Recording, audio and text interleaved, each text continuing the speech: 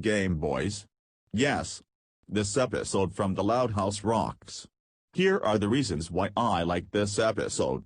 The episode starts while Lincoln is at Clyde's house, checking out his brand new gaming system, the Super Snap 95.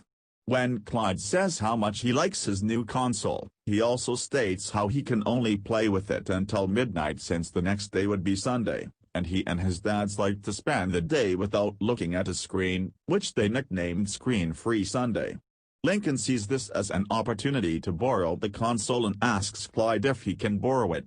However, Clyde has a worst-case scenario where the snap will be destroyed if it's brought to the chaotic Loud House. Clyde attempts to deny Lincoln's request, but due to his kind nature, he instead lets Lincoln borrow the snap. At night, Clyde can't get some sleep due to dreaming about his worst-case scenario, and when morning arrives, he theorizes that if he were to hang out with Lincoln, he could keep an eye on his snap.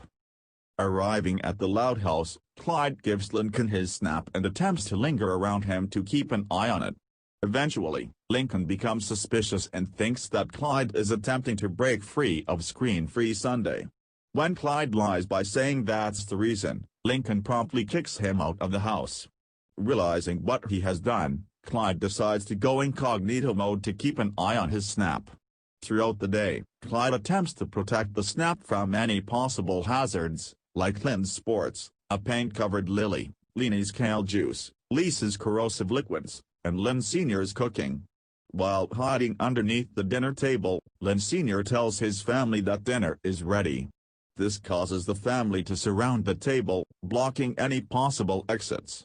Just when Clyde claims that he's gotten comfortable sitting under the table, Lynn suddenly lets out a fart, causing Clyde to back up in disgust, and bump into Lana, who thinks that it's Charles, and gives him a piece of her sausage.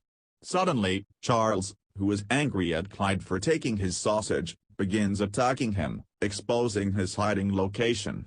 When Lincoln asks him what's happening, at the end, Clyde decides to tell him the whole story. And that is the reasons why I like this episode. I don't know who likes or hates this episode, so I'm gonna leave it be. Game Boys rocks. And so power play with the Casagrandes. AKA, the crossover with the Casagrandes. Greenhouse sucks.